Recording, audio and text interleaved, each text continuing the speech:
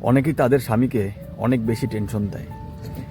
তো বেশি টেনশন দিলে কি কি প্রভাব হতে পারে একটি স্বামীর মধ্যে? স্বামীকে বেশি টেনশন দিলে প্রথমে কিছুই চোখে পড়ে না, সে চুপ থাকে, সহ্য করে, বাইরে শক্ত থাকার ভান করে, কিন্তু ভেতরে ভেতরে যা হয় সেটা খুব ভয়ঙ্কর। মানসিক ভাঙন, বারবার দোষারোপ, অবহেলা, তুলনা, এসব ধীরে ধীরে একজন মানুষের আত্মসম্মান ভেঙে দেয়। সে ভাবতে শুরু করে, আমি কি আদৌ কিছু পারি? এই ভাবনা মানুষকে ভেতর থেকে ফাঁকা করে দেয়। নীরবতা সবচেয়ে বড় বিপদ। স্বামী যখন কথা বলা বন্ধ করে দেয় তখন বুঝতে হবে সে আর লড়াই করছে না।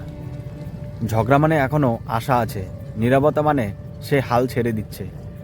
শরীর আগে সংকেত দেয়, মাথা ব্যথা, বুকে চাপ, অনিদ্রা, হঠাৎ রাগ। এসব শুধু রাগ নয়, জমে থাকা কষ্টের ভাষা। অনেক সময় হার্ট অ্যাটাক, স্ট্রোকও আসে এই চাপ থেকেই।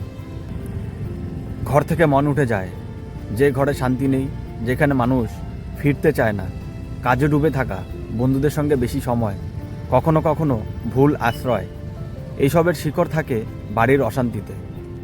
ভালোবাসা নয়, দায়িত্বে টিকে থাকা একসময় সম্পর্ক থাকে ঠিকই, কিন্তু যেখানে হাসি থাকে না, ছোঁয়া থাকে না, থাকে শুধু চলছে তাই চলছে। মনে রেখো, একজন স্বামী ভাঙলে শুধু একজন মানুষ ভাঙে না, ভাঙে একজন বাবা, একজন সঙ্গী, একটি পরিবার।